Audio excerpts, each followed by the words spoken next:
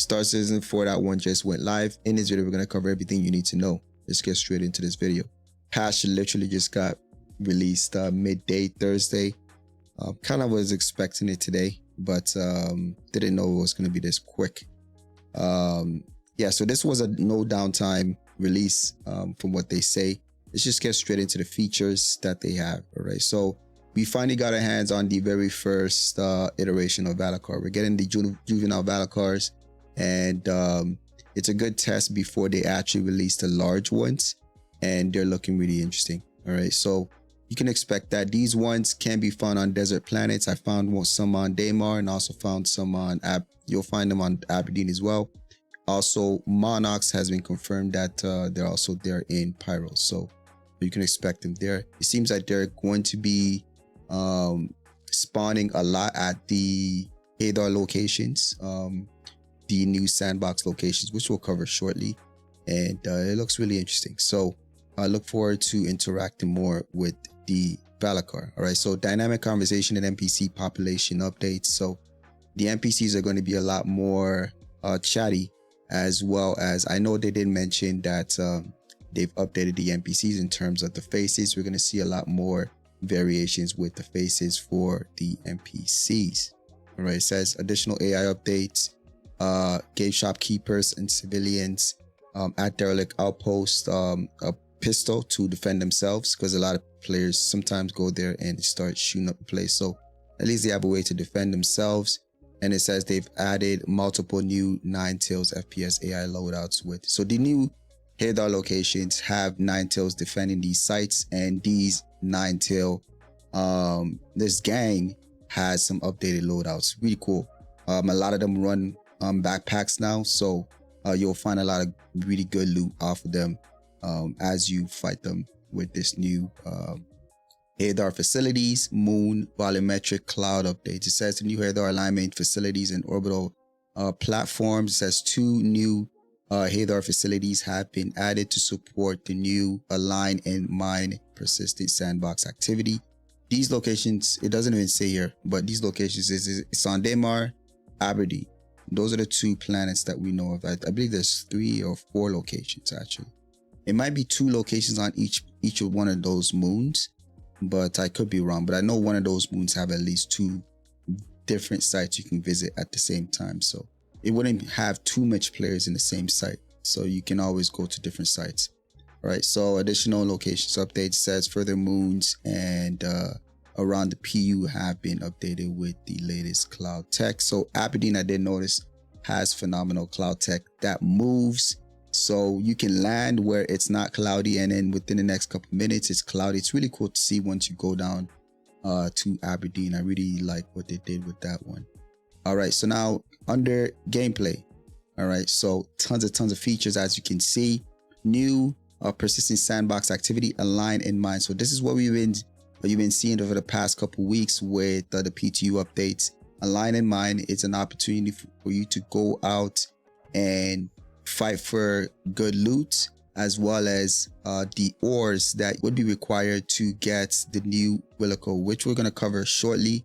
Wikelon rewards. Wikelon has tons of rewards in exchange for the ores that you'll find at the actual mining site once you've managed to go through the entire sandbox activity. And the end of it, there will be some minables down in the cave, all right, which are very high valuable minables. So it's going to be really interesting. So now Wikelon, Rayari collector missions and asteroid bases. It says the new collector Wikelon, has been added into the Stanton system. This collector of fine goods found around the universe has made their way into Stanton and begin trading with players for weapons, armor, and ships. I'm finding out there's some really cool ships that you can earn from this for Wikelon. So I'm really interested to really go through and see if I get everything that he has to offer. This will appear as an intro mission to go to meet them at their trading post inside of the asteroid. And we have also introduced Rayari, a research company calling for rare minerals to help further their research. So Wikelon and Rayari is going to be asking for the same thing. So you're going to have to make a decision to go to Rayari and trade in those minerals for money, or go to Wikelon and trade those materials for actually cool loot. So you're going to have to make that decision. All right, so now ground vehicle mining and FPS mining updates. Huge one with this one. Essentially, the rock mining, you're going to have different things to mine. So Aphorite, Delavine, and those things are going to be pushed over to hand mining only. And rock mining is going to be new materials. So it says here they've updated adjustments to ground vehicle minables. It says Beridon, which is going to be easy, glycosites, Feynman line, and one more redacted ore is going to be strictly for rock mining. In addition to this, for hand mining, Aphorite, Delavine, the usual stuff, Hadanite, Genelites are going to be for hand mining. And there's 3 additional ones that are going to be hand mining. So these items are going to be some of the ores that Wikelon or Rayari is going to be looking for. So you're going to be finding them in these mining, this cave related to, I hope it's not the only location you can find these ores. Hopefully they're dispersed throughout the verse, but this is definitely a place where you're going to find them as well. So just look out for that. Okay. So it says here, in addition to changes to mineable themselves, there are now also 4 dedicated mining heads for the rock that can be bought and exchanged. And these size 0 mining heads come with their own bespoke balancing and give benefits for instability reduction, resistance reduction, optimal charge window, parameters, laser power, and more. Further description for these items will be found in the shop.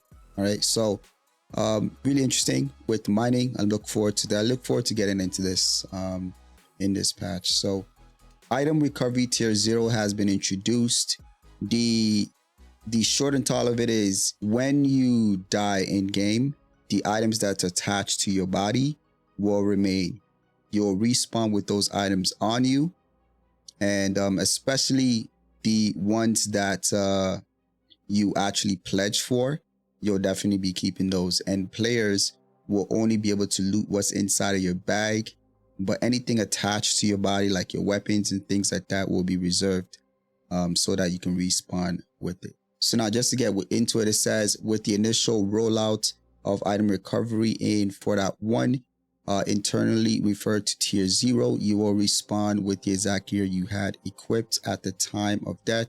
Emphasis on the equipped, as this is different than what you have had in your inventory. This includes equipped weapons, armor, magazines, med pens, ensuring that your core loadout is retained. However, items stored in your inventory, such as your backpack and other containers, will remain on your corpse, making them available for looting. So my issue is, I would like to loot the body and actually take the weapons, but this is the tier 0 version of it. It says, while equipped items will also remain on your corpse too, they will not be interactable, preventing item duplication while still preserving the visual state of your character at the time of death. This approach helps with mitigating duplication issues in the initial implementation, while laying the groundwork for future expansion of the system in tier 1 and tier 2, which you can read more about below. So they are planning, this is the very first tier of it, which is why, this is the reason why, because of duplication, players are going to duplicate. They know people are going to do that, so that's why they've locked it down that way. This way you can't loot it off the body. Makes sense, right? Makes sense. All right. So, but in the future, it says, items stored in your inventory, example, item in your backpack, will not be protected and will remain on your corpse upon death, available to be looted, stolen by other players, or retrieved by you. Items such as magazines, med pens that you have equipped can still be looted from your corpse. However, you will also respawn with these items, as the duplication concerns of these types of consumables are less concerning at this stage. Tier 0 item recovery applies to all form of respawning, whether it is medbed on your ship or at an assigned landing zone, to ensure that your weapon in active use is secured as an equipped item. It will automatically be stowed to your holster upon death. If you die within a landing zone, you will respawn with both your equipped gear and your inventory, example belongings, in your backpack. This is to help avoid losing items of any kind should a death outside of your control happens. Makes sense. The concern I have with this is, what if you have a weapon in hand but you have two other weapons on your backpack? I think you'll lose the weapon that's in your hand at that point, right? Because you'll have nowhere else to holster it at that point, right? There are scenarios where we have to do that, carry your weapon in your hand until you get to your ship, and then you store it on the ship, right? But at least this is a good first start. It says with Tier 0, you will respawn with your personal previously equipped gear already attached to your character. So that's good. At least this is a very first start with this item recovery idea. So in addition, it says gameplay updates. Many missions have been updated for server mission, including medical beacons, courier, prison, O2 repair, 890 jump, boarding action, enabling place from inventory for fuses. That's nice. Key cards and comp boards, allowing players no longer have to put them in their hands to use. Further loot and medical crate content updates as well.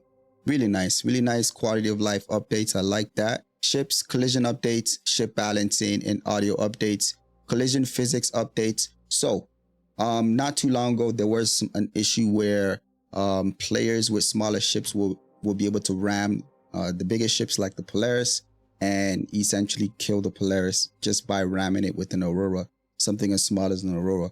So right now they're doing a physics pass, make things feel more realistic in terms of like the size of the ship, the weight of the ship. This way, if a small ship rams into a bigger ship, the bigger ship wouldn't even be impacted as much as the smallest ship. This way, things happen the way we actually expect. This way, a small ship like an Aurora cannot kill a Polaris, essentially. So that is what this is. They've added additional ships to the PU shops.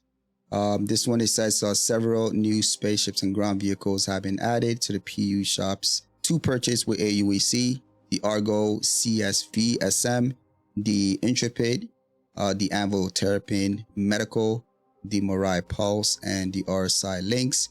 Also, they did an update to the heavy fighter archetypes where it says joint health, thruster power, maximum speed has been adjusted for heavy fighter archetypes. Most of these speeds and thrusters adjustments were needed due to thruster weight changes that have gone in 4.1 and should bring them back to 4.0.2. So please keep an eye on heavy fighters and let us know if some feel different. They're essentially updating the ships to make them more realistic in terms of their weights and how they feel and how they fly. So this is leading us into the addition of armor and things like that. So I'm looking forward to that update as well.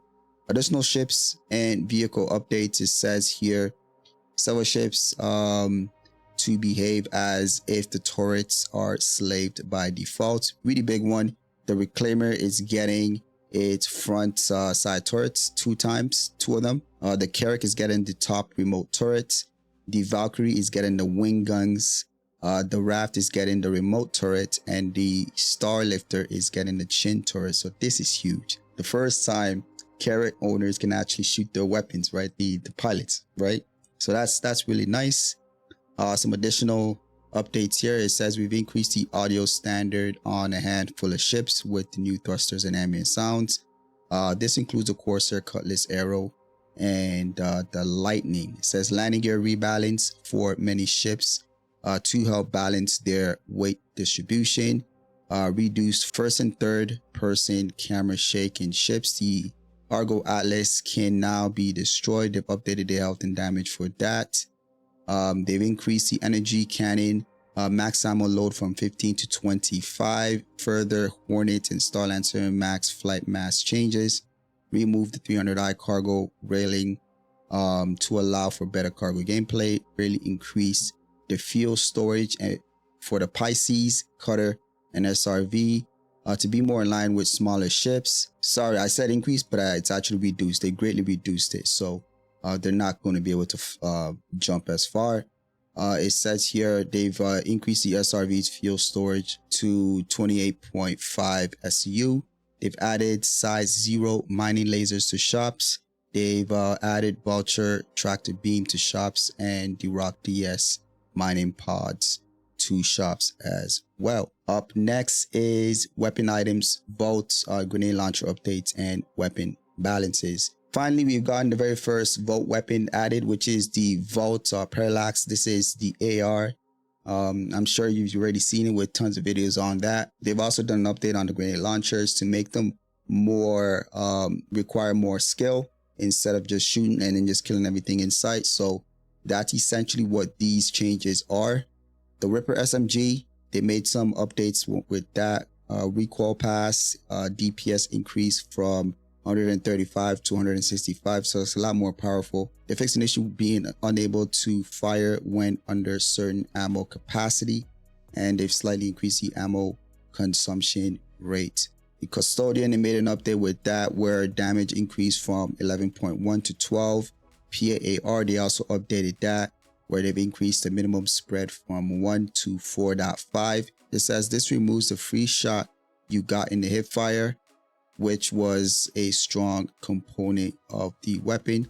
Increased the aim down sight time from 0.25 to 0.3. They've increased the delay before recoil return time from 0.35 to 0.43. The FS9, they've increased the projectile speed from 400 to 600. So the FS9 has gotten a huge buff. That's a huge buff. All right, next is Cortex. It says we've made numerous updates to help reduce bandwidth spikes caused by many delays around the PU. Option to have no clouds enabled in the PU has been removed, and they've updated the loading and splash screens. They made some updates to Arena Commander. It says here they've added the Crossroads of Crime map to Free Flight and Elimination, and Tank Royale and Team Elimination are now active by default. Team Elimination and Tank Royale will only rotate Crossroads of Crime. All right, so this one is a really interesting update. Excited to get my hands on it. Before I let you go, I'd like to let y'all know that my organization, Phase 1 Industries, is now recruiting new and veteran players. If you're interested, you can find a Discord in the description down below. Don't forget to leave a like, subscribe. Catch you on the next one.